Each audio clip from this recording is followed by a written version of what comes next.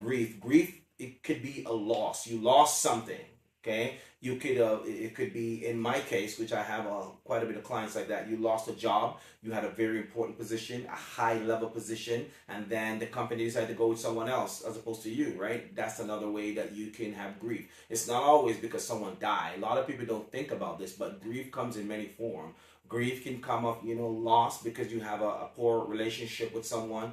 Grief could come because of the ending of a marriage. Grief could come because somebody moved away from where you used to live, or people migrate or immigrate, right? People move or spread out. Grief, it can come because the main thing that I'm talking about is my area of focus, which is work life, right?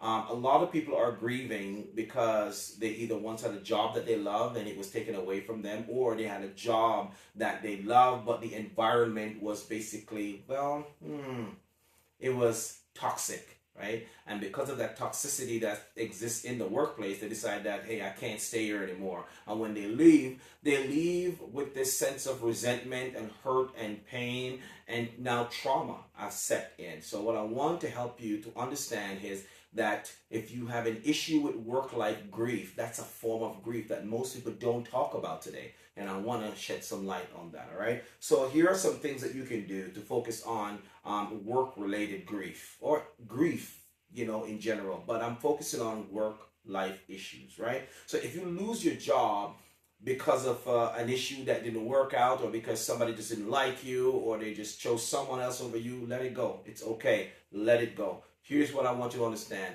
Even Bob Marley, the legend, once said, he said, when one door is closed, then many more is open, right? And you have to think about it. Even though a door is closed, there are also windows too, right? Windows can open. Does that make sense? All right. And I'm going to give you a quick example. There was a group of friends that were trying to help their friend. It's a biblical story, by the way.